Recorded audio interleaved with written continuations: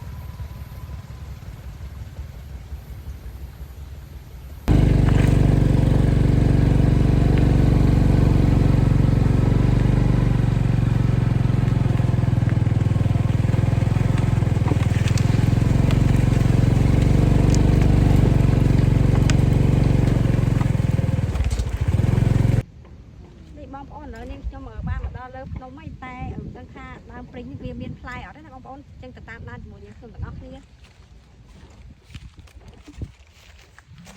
បងប្អូនឥឡូវនេះខ្ញុំបានធ្វើដំណើរពីខាងក្រោមឡើងមកលើតែដឹងថា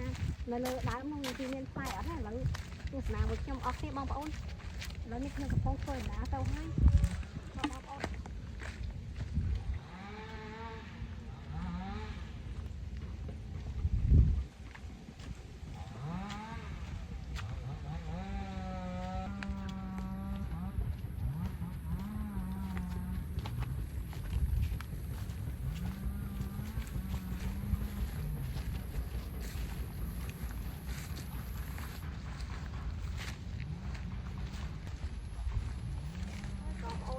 ផ្លែទេខែនេះលើនេះអត់មានបងប្អូនណាឆ្នាំនេះផ្លែព្រីងដើមព្រីងវាអត់មានផ្លែទេមើលនេះខ្ញុំមកមើលមានឃើញផ្លែមួយសោះហើយឆ្នាំនេះវាអត់មានហ្មង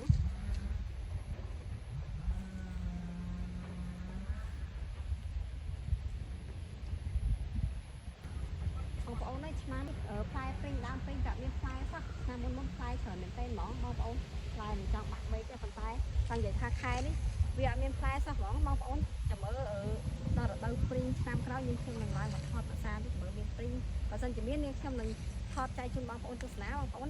អរគុណបងប្អូនសម្រាប់ការតាមដានបងប្អូនទាំងអស់គ្នាបាយបាយ